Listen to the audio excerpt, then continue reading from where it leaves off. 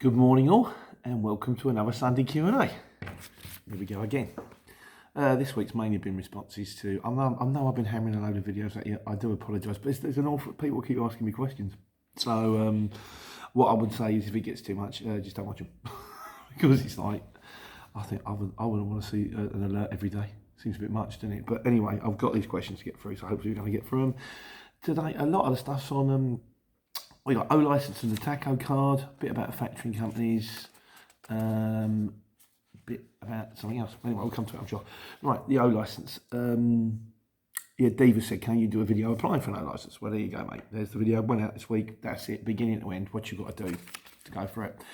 Thomas Murphy says, good luck. Thank you. Hopefully we shouldn't need it. I hope maybe a little bit, but we'll see. Lee Westcott says, it's harder to get an O license than it is to get a gun license. I believe it probably is.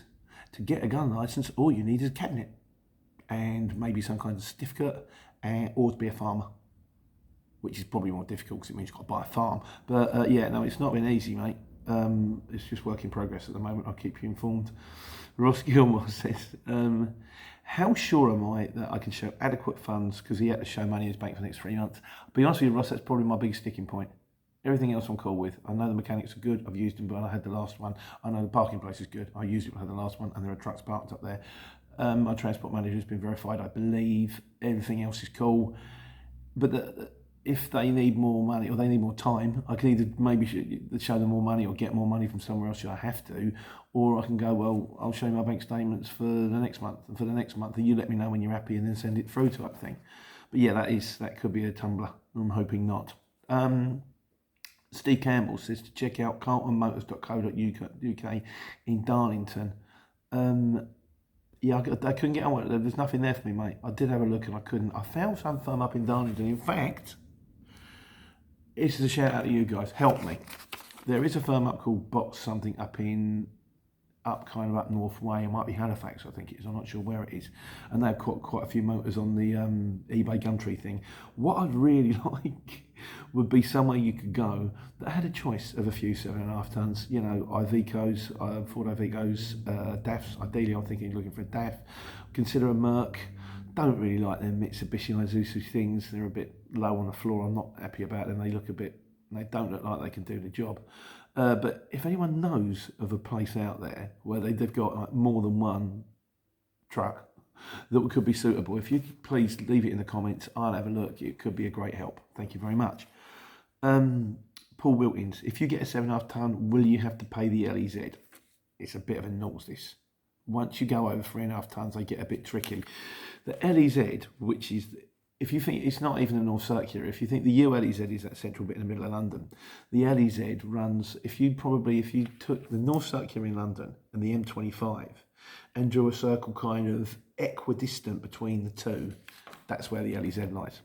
And it's like £100 to go in for the day in a truck, or if you don't but go in and you pay the fine, it's £300 to go in a truck. How hot they are on it, I don't know. Because back in the day when I used to drive the old truck, when I used to drive Shirley, I didn't get the filter done, and I didn't realise I hadn't got the filter done, and I got a letter through saying you went into the LEZ on the 26th of August, and it was only a warning letter, it wasn't a fine. And I went, yeah, I did on the 26th of August.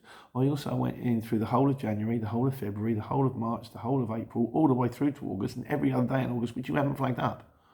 So it was, I don't know how, but I don't really want to take a chance on the part of £300 fines. As it stands, at the moment, the LEZ was due to change in October 2020. As long as you're Euro 4 compliant, you're okay. But that's only till October, that ain't far away. They've now pushed it back, I think, to February 2021. Still ain't far away. After that, you've got to be Euro 6. So I'm kind of looking, I'm either going to take a Euro 6, or if I get a cheap Euro 4 that does the trick and is lovely, I'll just run it for a little while, see how it goes. And if it's good, I'll upgrade it. And if it's, or I just won't run it into London. I'll just do, you know, Milton Keynes to Sheffield. I just won't run it to London, which at the end of the day would not be the end of the world. But when I'm that close to London, and if it's going to really annoy me if it's a little job, Milton Keynes going to Barnet, yeah, can't do it. That would drive me mad. So, but yeah, that is an issue, my friend. James Rowan, are you going to use an external transport manager? Yes, I've got one lined up. Fortunately, through the channel. He's a guy I met at my mate Giuseppe's up the road. Daniel, how you doing, my friend? As I've said to him before, he joined the exchange because of me. He pulled up in a newer, nicer van of mine, which I'm still carrying. Curtain side, Merc, Sprinter, Tail, and he was doing all right. And then we chat, because I chat with a few of the people on the channel. Anyone can talk to me anytime, by the way. The number's around. And we were chatting, he went, oh, I've done transport managing because I did it when I used to work at Tesco's, my last job, or something like that. So he's going to be my manager. So once again, the channel triumphs. Gareth Vickers, he reckons you're onto a winner with a 7.5 tonner because of the greater barrier of entry. Well, this is what I'm kind of hoping. Anybody can jump into a 3.5 tonne. If you've got a driving licence, you can buy a 3.5 tonne, get the insurance, get change, you're going to go. If you want a 7.5 tonne, there's an awful lot more to it, which means there should be a lot less of them out there. And if there's a lot less of them out there, by supply and demand, I should be able to quote more money. But it is watch your space. Like I say, if I've done it all completely wrong, I'll let you guys know, and then you don't have to go this way. Ian McBride, 7.5 tonne wing mirrors will be dearer. 7.5 tonne everything will be dearer. 7.5 clutches, 7.5 tonne gearboxes, 7.5 tonne engines, 7.5 tonne bushes. On the plus side of things, I'm jumping from a Merc to a DAF. Merc parts are always notoriously expensive. They're good, but they're dear. And I'm hoping that, like I say, I've run one before, and it wasn't crazy money. And of course, they might be dearer, but chances are they might also last longer because the 7.5 tonnes are built to do, the bigger the truck, the more miles it's built to do. One I got with the guy said with my last one, the Euro Cargo, he said if you look after that engine will do 1 million miles. It done 500,000 in the end, and that was because we had to fit a catalytic converter, which done the whole truck in. But that's another story. I was sort of alright if I ever bought an album out. If I was in a pop band, well, I wasn't a band when I was a kid. It was called Wibble Wibble. After Roger Irrelevant out of his, and if we ever bought an album out, I wanted to call it "A Cat Killed My Shirley," because a catalytic converter did kill my truck called Shirley. Jason Burke. Oh, that's a bit of a tangent, isn't it? Yes. He says it's going to cost you a fortune in Yorkie bars. Yes, it probably will. Right, so it's a bit more about digital taco cards and those. Steve Campbell says that, oh yeah, this is interesting fact, a little fun fact for you out there. On your driving licence, the first 5 numbers are your surname. If your surname is less than 5 numbers, then it has like 9s in between. The second 6 numbers are your date of birth, but they're jumbled up. And if you're a woman, they are still your date of birth, but they're jumbled up in a different way. Yeah, there you go. I did that on the course, but thanks for reminding me, Smart Bomb says the postcode for Swansea is on the second page. I probably didn't get as far as the second page, and it's SA991ST. You can't find it. You can Google it, but thanks anyway, my friend. I haven't written down who gave me this. Someone told me, he said that Synergy app, that GPS Synergy app that you can get for trucks is not free. It's free for the first 14 days, and then it's £84.99. Well, you can stick that out the window. Bearing in mind the fact that I can buy a complete unit on eBay for 50 quid, why am I going to give you £85 for the app? As it is, I'm currently trying a new one. I found a new one. I'm going to do a video on it next week and I'm seeing how it goes. I'm running it at the moment in conjunction with Waze to see how accurate it is, and I'll let you know the findings. I'll put something out next week on that. Adam Scher. It would be good to see a video of me buying a truck. Which one will you choose? Well, like I say, ideally a DAF, because my mechanic says DAFs are good. He says the new Ford Iveco's got a problem with the lights. The lights come on a lot, the engine lights come on a lot for no reason whatsoever. It's just a sensor thing. I'd consider a Merc because I like Mercs, but ideally a DAF. I fancy a DAF. An F-160, I would say. It's got a bigger brake, as far as I understand. It's got the bigger horsepower. But 5-6 gears, don't really mind either way, because DAFs have a tendency, they don't like you jumping gears. So from 3rd to 5th and stuff like that, they don't like that. So I don't really need a ton of gears, to be honest with you. But yeah, well, an auto would be nice, but they're dear. It's one of those things. I've seen the ideal one on eBay, Euro 6, beautiful, black, curtains on both sides, tuck under tail lift. It's only done something like 100,000 miles, 24 grand. Yeah, I won't be getting that one. I'm going to get a cheaper one at first, try it. If it works really well, then think about upgrading. That makes more sense to me. Andy Evans, do you need an O licence to run anything over 7.5 tonne? In this video, yes, mate, you need an O licence to run anything over 3.5 tonne, even if it's 4 tonne. You need an O licence. So yeah, that's why I've said when you're driving a van, the best one you can get is a Luton curtain with a tail lift, because that's the van you can buy that does as many jobs as possible without the aggravation. I've decided to go for the aggravation. Jerry Davis, how much per mile would you charge a 7.5 tonne? Well, I think they get about 240 a mile. So probably my range will be between 200 and £2 and £2.50. Minimum on a job, I'd probably be looking, I guess you're looking on a minimum on a Luton job. 65, 70 quid's about right for a minimum on a Luton job. On a 7.5, probably double again. 150, 160, maybe even a tour. Don't know. I'll let you know again, like I say, watch your space. And Andrew also, hello mate, he was on a course with me on day one. He's got an app link for driver's hours, and it's if you go down through, if you scroll back and you look up for Andrew Allsoup, there's worth reading the comments, guys. I know I do. I have to write them down on this piece of paper. But a lot of people put some really interesting stuff in, like links and stuff like that. So if you go down to it, scroll down to Andrew Allsoup, there's a link to an app. When I get around, thanks Andrew, if I get around to using it, I'll do a review on it. So that's kind of it on trucks and those. Factoring companies. Right, I've had a chat with a guy at our factoring company, because in about 2 weeks' time I'm going to try and do a launch on how to get started. Like what insurance, how to join the exchange, how to get a factoring company, how to get a fuel card. IT asked me to do this. He said, can you do a video on documentation and all that you need to get started? So I will do it. I would have done it previously, but I kind of think it's remiss to try and encourage people to start at a time when things are on the floor. But from Monday, I saw the nicest site.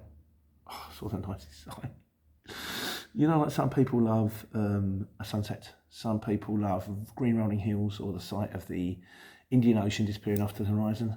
I saw a green metal door with my customer's name on it, my favourite customer's name, open, as I left the yard on Friday. So I jumped out the truck, put on the van, popped my head around the corner, and they went, yeah, we're starting back to work on Monday. So it should hopefully, now the shops are going back to work, we should hopefully, how many times have I said this? Hopefully things are getting back to normal. I think I've been saying that for a month. Struggled again this week. I've stopped worrying about it, to be honest with you, because the truck's coming in. So I'm kind of putting on with chips on that. But yeah, so I'm going to do a video, probably maybe not next week, maybe the week after, just a whole run of how to get started. I try and do them in blocks. That way it's easy to follow all the way through if you want to. Yeah, factoring companies. So I spoke to the guy at our factoring company, Skipton's, and one of our drivers wanted to join it. The stumbling block seems to be factoring companies is you kind of need to be turning over enough money for them to take you on. So because I said to him, tell him you're going to be making like £1.5 grand a week, which theoretically you can do, or you could do when times are good if you put your head down. He told him that, and the company went, no, it's not big enough for us. Because if you don't turn over enough money, then they'll want to charge you. But I'm going to drill into it, and we'll come to it. So anyway, there is a video on factoring companies, went out this week. A lot of shippers don't like them, and it was mentioned in the video why. Paul Weeks says, I don't use them. Paul Wilkes says, I don't use them. He said, I've got 3-letter templates. Once again, if you go to Paul Wilkes' comment in the notes, you can click on the link. I can't do it through this thing, so it'll only let me link to YouTube. But you can click on the link, and it fires up the templates to send to the shipper if you haven't got paid on time. And it's a notorious problem not getting paid on time. A lot of people don't like using factoring companies because, as my mate Simple Brian says, I pay the invoice, and then I get letters from the factoring company saying, why don't you pay the invoice? And they're just annoyings. We do our own credit control. We've used the company because we needed the dough, because we were too big, and there's no way we could have run we'd have run out of money. You know, we'd want to pay all our drivers and then have to wait another 2 months for the invoice to come in, we'd have run out of money. Sorry. But yeah, if you don't have to use them, don't. You've got the invoicing system on the exchange. If you've got enough scratch together that you can go 3 months, do your own credit control, chase your own invoices, don't use them. If you have to use them, like I did when I started, well, you know, when Tony put me onto it, I was a market trader. I had no savings, no nothing, as you know. I was on the floor. I couldn't go 1 week without getting paid, let alone 3 months. And so it's a factoring company. Without the factoring company, I could never have done it. So, and certain people, I'm sure, are in the same boat as me. So if I can get it up and running, I'll do a video on it. But yeah, he doesn't like them. Shippers on the whole don't use them. Harry's House says he's straight onto the county court if they don't pay. Also, this is another interesting one from Harry's House. His brother works in the post office, and his brother said there's no such thing as first and second class anymore. He said, if you think about it, in the old days, your first class mail would turn up at like 8:30 in the morning, and your second class would come around 10:30. No, it both comes at the same time. He said, there's absolutely no point in putting a first class stamp on anything. It all runs at the same time. Whether that's true or not, don't know. Anyone out there who knows better, let me know. But according to Harry's brother, I'm using second class. Thanks very much. So yeah, the factoring companies, I'm sure we'll come back to another time. There was a pile on it there. The one about the crystal mace. This did make me smile. This, just basically Jason Burke and Danny Boy out there and Steve Bradley saying, I'm pleased to see we're not the only one. Trust me, mate, we're all in this together. Godzilla's did make me smile. He's done a great big long one. Like I say, if you go to Crystal Maze and look at the comments, it was like, turn up, speak to the bloke with fork truck. Bloke with fork truck says you can't park there. Go outside, go inside, go at the office. He just ran off this great big spiel. And I sat there just reading through it going, yep, smiling. Yep, there you go. Right, we're on to the miscellaneous. James Rowan. Oh, this is kind of about the O thing again. If you go from the CX to the HX, the haulage exchange, do you keep your feedback? I don't know, but I will be ringing them and asking them. You don't actually need the haulage exchange to run a 7.5 tonne because the courier exchange, the CX, covers everything up to 7.5 tonne.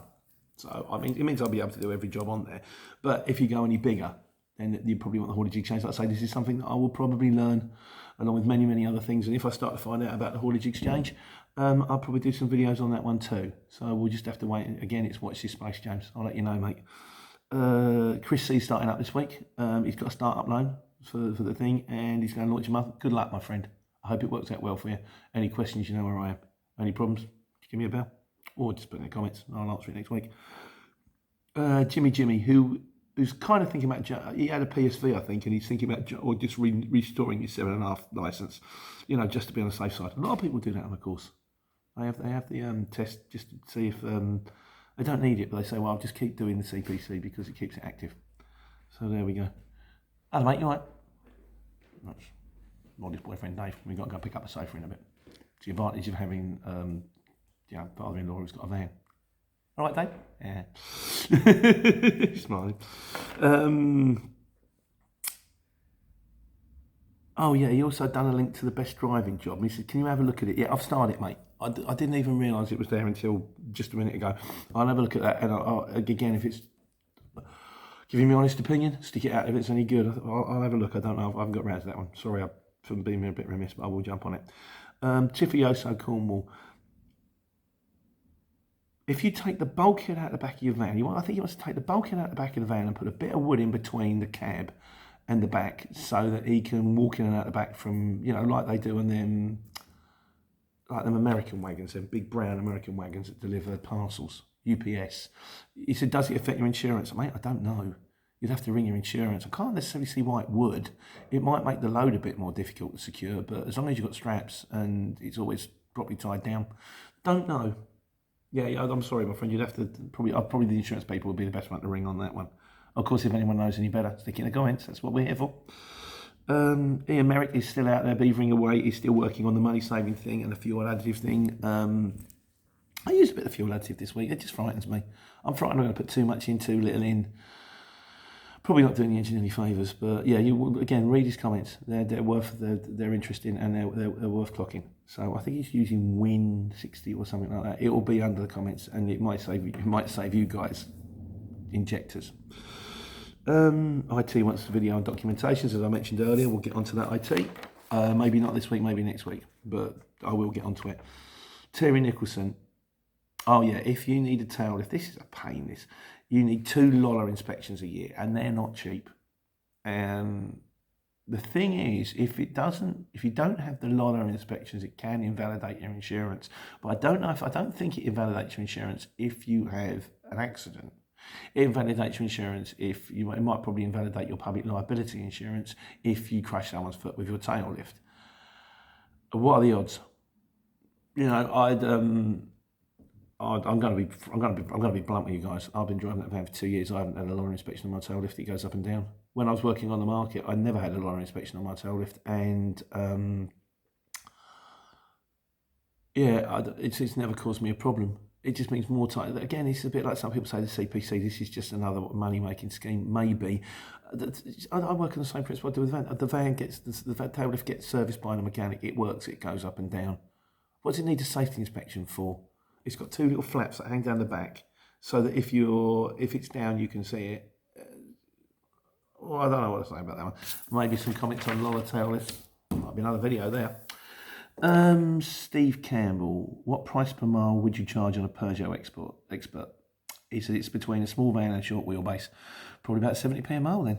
Small vans, 65p a mile. Short wheelbase, 75p a mile. Somewhere in between, probably about 70p, I would say. Minimum price, 30 quid. 25 quid if it's going door to door from where you're sitting to your house, you know, that kind of thing. A lot of people charging too little for jobs as well. This is annoying. How, you know, 2 pickups. I had one other this week, 2 pickups in London, and it's going to Hemel Hempstead. So I know it's Hermes. I know it's a postman job. I know I've got like 10 sacks on board, which I have to take off individually and put on a conveyor belt. And it says pays 30 quid. If you work out the maths on that, that's 3 hours. It's got to be 3 hours, 2 collections, plus the time it takes to get in Hermes, plus the time it takes to get off, and then you've got to fight for waiting time if you're queuing up to get in. 3 hours at 30 quid, that's £10 an hour. Less your diesel, you've got to do at least a fiver, so it's £8 an hour. That's £8 an hour, that's less money than you get stacking the shelves in Tesco's for a man and a van. You've got your wear and tear, you've got your insurance, you've got your, you know, your tax on your van, it don't work out, guys. But as long as there are people doing it, they'll keep getting. As long as people are prepared to do it for that money, the chip is going to take it, and I don't blame them for taking it. Oh well, I will say to some of you guys out there that are driving vans, wake up.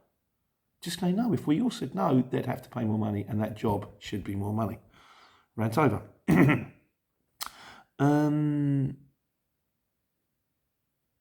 I think with Steve Cameron as well, he was saying, because he had like a PSV licence, I don't quite what went wrong, but he was getting 320 to 390 per mile on 320 on a 14-seater minibus and 390 on a 16-seater minibus. And he's driving it. He said, you've got to be nice and presentable all the time. Oh, I can be nice. Presentable's a problem. I'm waiting for the barbers to open. But yeah, it just strikes me, the bigger the vehicle, the more the money. Hence the O thing. Dave. Hence the O thing, hence the reason I'm going the way I'm, but I will keep you informed. Oh, and his magnetic signs are still on, despite the fact he's doing 80 miles an hour. Think of your fuel economy, mate. The difference between 62 and 80 is probably only 10 minutes getting there, and you're probably going to do a lot more fuel. Still, crack on, you know, it's your life. He also leapfrogged his, there's a thing. You leapfrog your class one. Don't go straight from, if you're gonna have to do the light goods vehicle, don't bother. Because for the money it costs you extra, you know, you do the light goods vehicle test, you can drive a 7.5 ton vehicle. For another £300, you can do the test that puts you into a class 2, which means you can drive anything rigid up to about 36 ton. It just doesn't make sense for the difference in price to do the light goods vehicle test. So there you go. And finally, Harper Valentine says, the quote of this week I've been mostly, yes, it was a reference to Jesse from the Fast Show. Big fan from Jesse from the Big fan of the Fast Show. Just love the Fast Show. Saw Charlie Higson once. He was at Legoland and he was over there and he was playing in the fountain and things. And I looked at him and he looked at me, and you know, like, it's like, well, I know you, but I'm not going to come up and pester you because you're at Legoland playing with your kids. And he kind of just went, and I went, it's not exactly showbiz anecdote, but there you go. Finally, Steve Bradley says, Freddie Boswell's back. Yep. Till they open the barbers. And even then, he's going to be back for a little while because I'm buggered if I'm going to queue for ages. I can't be bothered. I'm just going to wait until such time. It's scary though, isn't it? Until such time as I can just walk in, sit down, pay me £8, I'll give the woman a tenner and leave. So in the meantime, like I say, I've got to do that run on the sat-nav next week. There's a few others coming out next week. And then I'll do some videos on how to get started. In the meantime, hope you're well. Me and the boy are going to go and pick up a sofa from Hemel Hempstead. And you guys can take care, take money.